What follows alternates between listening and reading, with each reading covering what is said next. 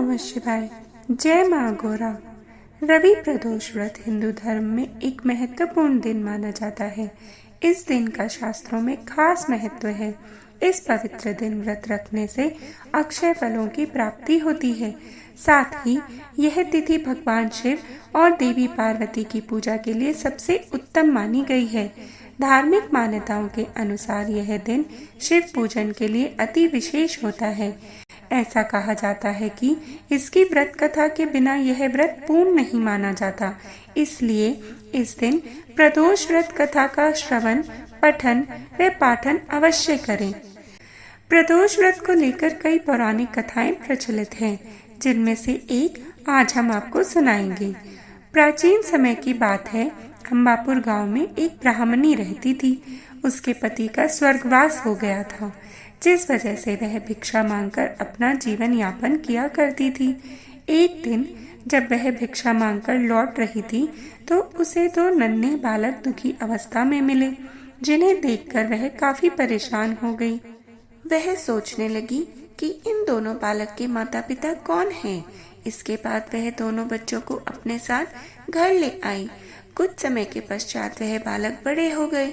एक दिन ब्राह्मणी दोनों बच्चों को लेकर ऋषि शांडिल्य के पास जा पहुंची।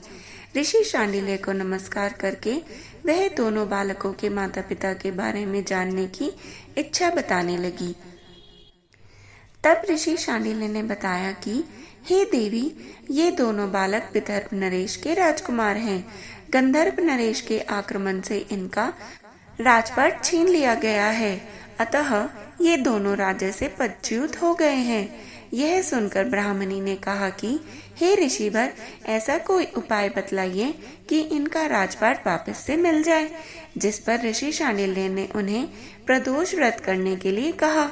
इसके बाद ब्राह्मणी और दोनों कुमारों ने प्रदोष व्रत का पालन भाव के साथ प्रारंभ कर दिया। फिर उन दिनों विदर्भ नरेश के बड़े राजकुमार की मुलाकात गंधर्व राजकुमारी अंशुमति से हुई। दोनों विवाह करने के लिए राजी हो गए। यह जानकर अंशुमति के पिता ने गंधर्व नरेश के विरुद्ध युद्ध में राजकुमारों की सहायता की, जिससे राजकुमारों को युद्ध में विजय प्राप्त हुई। प्रदोष व्रत के प्रभाव से उन राजकुमारों को उनका राजपाट फिर से वापस मिल गया।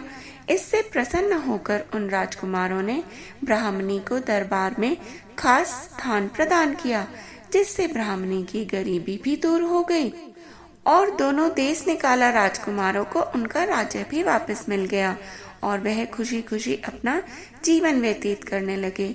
हे शिव पार्वती, जैसे आपने उनकी सब इच्छाएं पूरी की, वैसे ही सभी व्रतियों और श्रद्धालुओं की इच्छा पूरी करना।